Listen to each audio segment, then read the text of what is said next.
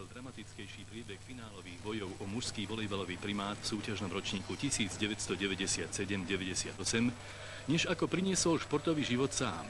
Až 5. vzájomný duel medzi úradujúcim majstrom a našim najúspešnejším celkom VKP Bratislava a ambicióznym z minulého roku strieborným matadorom Púchov mal rozhodnúť o tom, či sa skončí volejbalová sága policajtov, alebo či sa im podarí rozšíriť výnimočnú zbierku o ďalší pohár.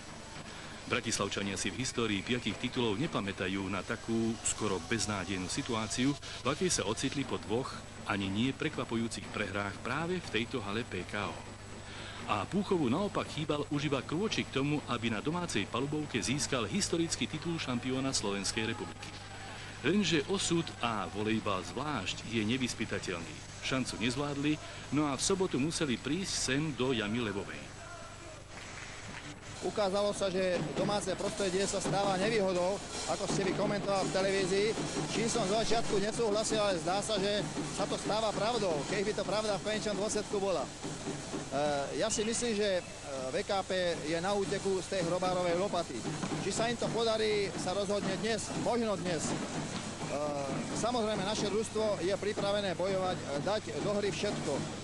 Ja som uviedol, respektíve v časopise Šport, v denníku Šport, bolo uvedené, že bojím sa rozhodovania. Nakoniec uvidíme to dnes, či ku tomu príde alebo nepríde. Pokiaľ sa jedná na samotný tip na toto stretnutie, ja si osobne myslím, že a budem rád, keď vyhrá lepší. A čo na to VKP?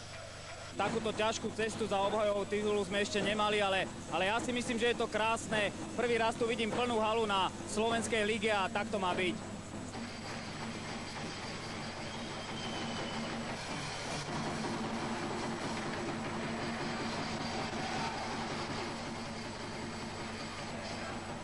Skutočne vo fantastickej diváckej atmosfére, na ktorej majú nemalý podiel aj fanúšikovia z Púchova, začali lepšie práve stredoslováci, hrajúci v červených dresoch.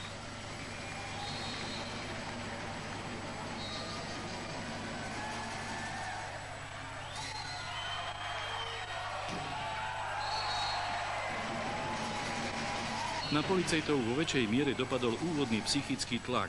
Hrali v krči, produkovali vlastné chyby, čo bola voda na mlyn Púchovčanom, ktorí sa ani nemuseli veľmi namáhať. Viedli 2-0, keď razanciou na smeči upútal najmä Branko Pistovič, ktorý však spolu s bratom Patrikom neboli ešte po chrípke celkom fit. Čo, ako sa ukázalo, a nielen v Púchove, ale aj v tomto stretnutí, malo podstatný vplyv na výkon celého družstva.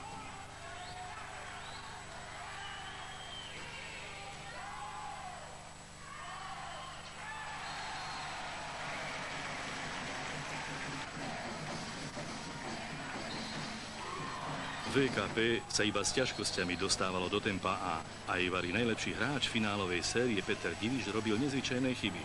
Najprv to bol pokazený servis, potom po zlom príjme, ale z ťažkej pozície, smeč do autu. Bola to, ako volejbalisti hovoria, rúra. Policajti mali vôbec problém v tejto fáze hry trafiť ihrisko a nedarilo sa najmä Gabovi Chocholákovi. Tréner Zajcev ho vystriedal a jeho miesto zaujal Procházka. No a ten sa už vystriedať nedal. Až do konca zápasu hral výborne.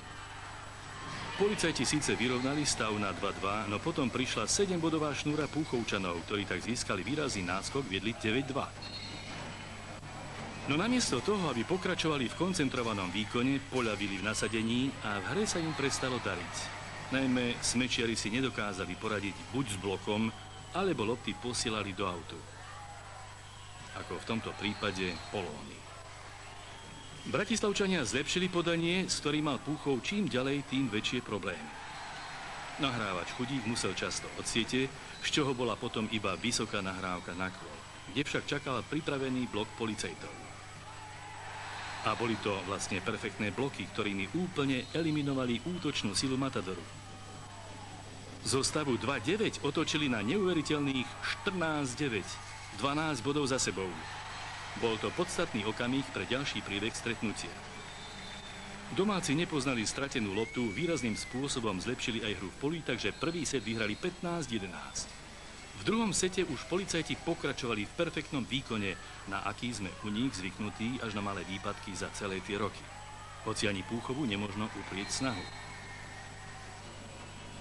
Aj toto podanie bolo v ihrisku, čo správne posúdil hlavný rozhodca Majerčák.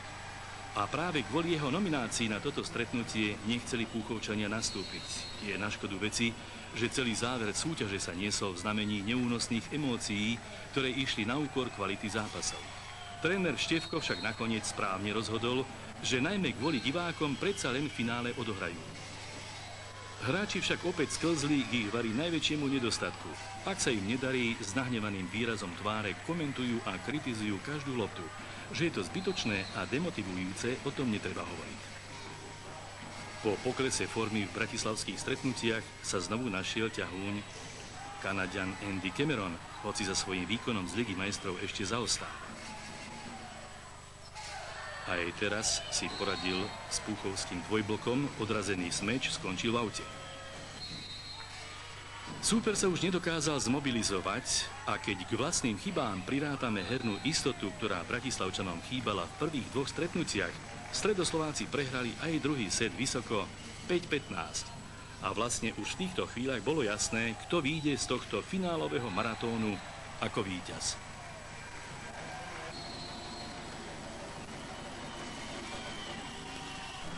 Áno, druhý set 15-5. Aj v treťom sete Poliši, ako ich zvyknú povzbudzovať fanúšikovia, pokračovali v perfektnom výkone, hoci púchovský chucholák práve trafil baláža a vybojoval stratu. A keď aj Púchovčania narobili domácim dobrým podaním problémy, obyčajne sa to skončilo takto. Smeč v aute. Vlastná, v tomto prípade znovu bodová chyba. V poznámkach, ktoré som si robil na zápase, som si počiatkol slovo bloky, pretože práve bloky vynikli v perfektnej hre domácich a vlastne nimi doslova udusili akúkoľvek snahu Matadoru o zvrat v stretnutí. Ich hlavným aktérom bol bezosporu výborný Baláš, ktorý v závere súťaže dostal príležitosť hrávať v základnej šestke. A veru dostal sa do formy, ktorá by nemala uniknúť pozornosti zostavovateľov reprezentačného výberu. Púchov už nemal síl sa zmobilizovať, úplne stratil hernú pohodu, ktorá ho charakterizovala v dvoch bratislavských stretnutiach a zrejme zlomený nevyužitými dvoma šancami na domácej palubovke sa už iba prizeral umeniu Bratislavčanov. Znovu sa potvrdilo, že volejbal je veľmi nevyspytateľný. Kto vie, koľky by dali za policajtov po ich domácich prehrách ruku do ohňa. Ale zrejme aj v tom je veľkosť tímu, ktorý si dokáže poradiť s touto situáciou. V poslednom sete uhrali Púchovčania už iba 4 body.